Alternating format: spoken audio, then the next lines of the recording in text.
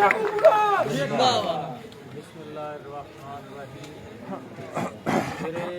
इंतहाई काबिल इज़्ज़त काबिल एहतराम बुजुर्गों, भाइयों, नौजवान बेटों, अस्सलाम वालेकुम।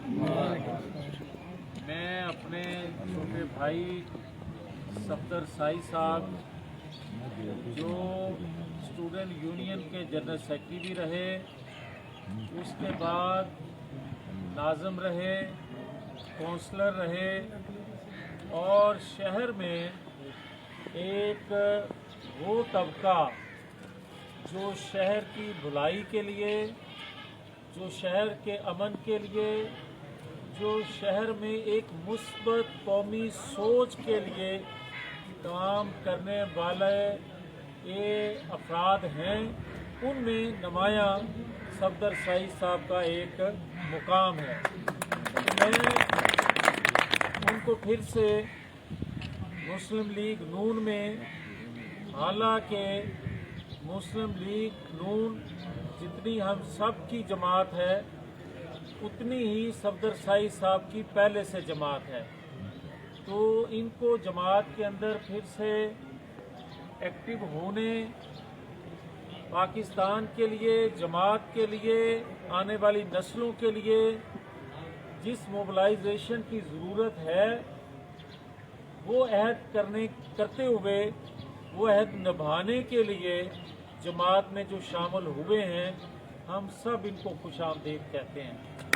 तो मैं यहाँ बात हो रही थी महंगाई के हवाले से। आप देखें कि 4 सालों में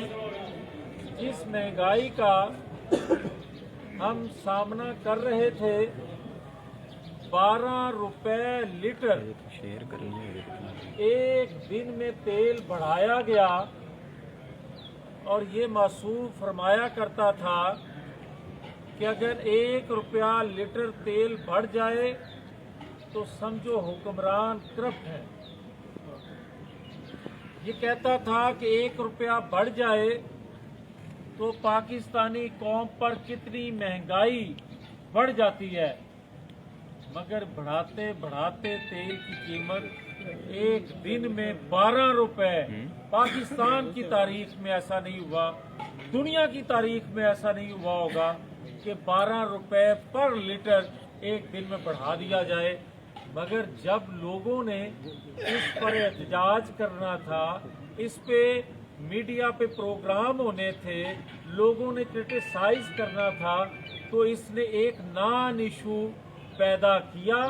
और उस इशू को, जो कौमी इशू था, जो गरीबों के लिए इशू था, उसको दबाया मोहसिन बेग को पकड़कर, मोहसिन बेग पर तशद्दुद करके। अब मुझे ये बताए कोई कि अगर एक सहाफ़ी,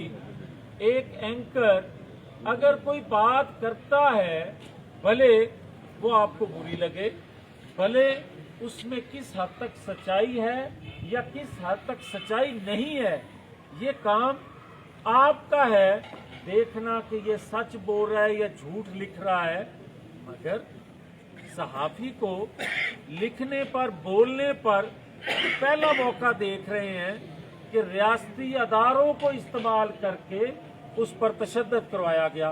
और जो 12 रुपए लीटर की बात थी वो दब गई, खा गया वो, किसी ने बात ही ना उस पर की। और आज आलम ये है कि यहाँ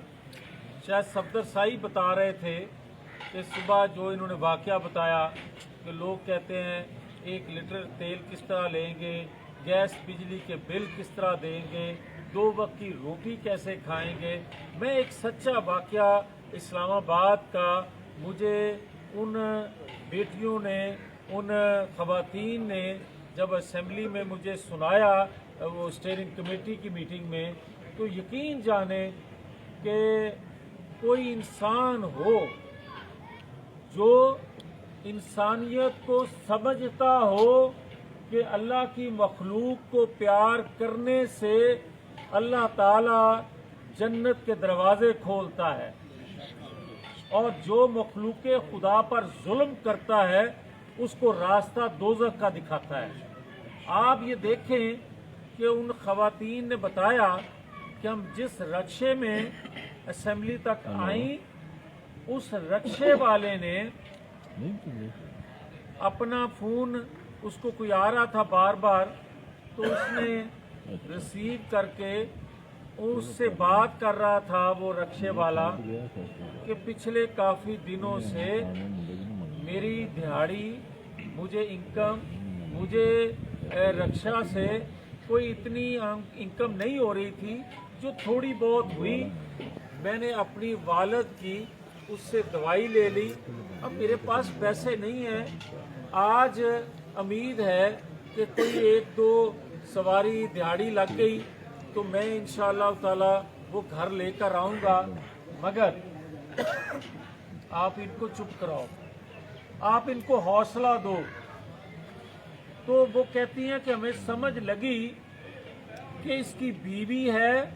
और बच्चों के बारे में ये बात कर रहा है। तो बात चलते चलते यहाँ तक आ गई फोन कॉल की कि उसको पता चला और उन बच्चियों को कि जब उसने कहा कि 2-3 दिन से बच्चे भूखे हैं, रो रहे हैं, नींद नहीं आ रही इनको, तो इनको चुप कराने की कराया। तो वो खवातीन भी कोई इतनी हैसियत की मालिक नहीं थी, बल्कि उस कमेटी में इसलिए आई थी कि हमारी जो जमा पूंजी है वो इनके दौरे हुकूमत में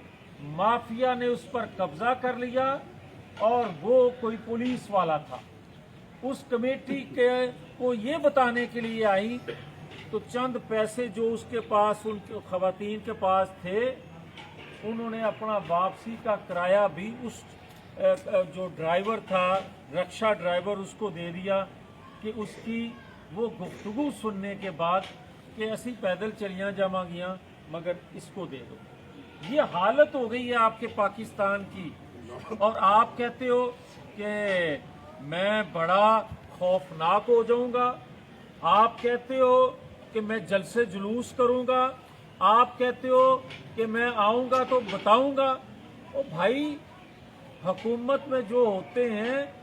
वो अपनी प्रोग्रेस देते हैं, वो अपने काम से जवाब देते हैं, वो अपनी गवर्नेंस से जवाब देते हैं, वो रोजगार देने के बाद बात करते हैं, वो महंगाई पर कंट्रोल करके बताते हैं कि हमने ये काम किया। वो इंतकाम, ऐसा इंतकाम जो 4 सालों में खत्म होने का नाम नहीं ले रहा, वो ये नहीं करते कि मैं अपने अदारों को इस्तेमाल करके मोहसिन बेग को पकड़ूंगा, साबर हाशमी को पकड़ूंगा, जो सोशल मीडिया पर इसके खिलाफ बात करेगा उसको पकड़ूंगा। मगर 4 साल बाद कौम ने तो पहले फैसला किया था कि ये नहीं चाहिए, इससे जान छुड़ाई जाए, मगर कौम ने जब दबाव बढ़ाया तो अपोजिशन की जमातें, सियासी जमातों ने ये फैसला किया बामरे मजबूरी। मैं बामरे मजबूरी का लफ्ज इसलिए इस्तेमाल कर रहा हूं कि अदम एतमाद की तहरीक पाकिस्तान में कभी कामयाब इससे पहले नहीं हुई, और अदम एतमाद की तहरीकें कहा जाता है और हकीकत है कि ताकतवर हलके जब तक सपोर्ट ना करें ये तहरीकें कामयाब नहीं होती आई। मगर क्योंकि हम आइन कानून की बालादस्ती की जंग लड़ रहे हैं, हमने अपनी हुकूमत इस आइन कानून की बालादस्ती के लिए गंवाई, हमने इलेक्शन चोरी होने दिए, हमने जेलें काट ली, हमें सजाएं मिल गई, मगर हमने आइन कानून की बालादस्ती, पार्लियामेंट की बालादस्ती पर कंप्रोमाइज ना किया। तो आज अदम एतमाद की तहरीक लेकर आए हैं, तो किस सबब लेकर आए हैं? क्या वजह है कि आज यकीन है कि ये कामयाब हो जाएगी। यकीन सिर्फ एक है, PGISPR जो स्टेटमेंट उन्होंने दिया मीडिया पर कि जनाब हम न्यूट्रल हैं, हम किसी डील का हिस्सा नहीं है, किसी तौर पर हम सियासत में मुदाखलत नहीं करेंगे, फोन कॉल नहीं आएगी, दबाव में नहीं लाया जाएगा, तो हम अदम एतमाद की तहरीक ला रहे हैं, ये सोचकर कि पता चल जाएगा अगर तो कोई दबाव ना आया, अगर कोई फोन कॉल ना आई, तो 50% PTI के लोग जो हैं, मेंबर जो हैं, वो इनको छोड़ने के लिए तैयार बैठे हैं। और उसमें जब लोग सवाल करते हैं को कोई शो कर दें, तो मैं आज आपको कह रहा हूं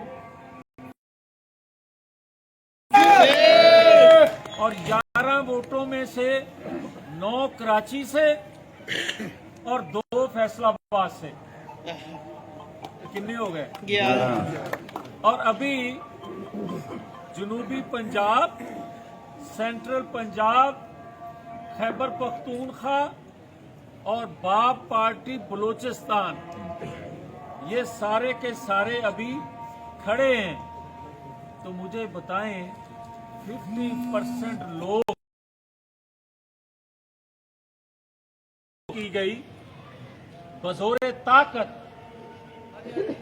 तो फिर इसका अंजाम रियासत के लिए अच्छा नहीं होगा, अदारों के लिए मुश्किल बनेगी।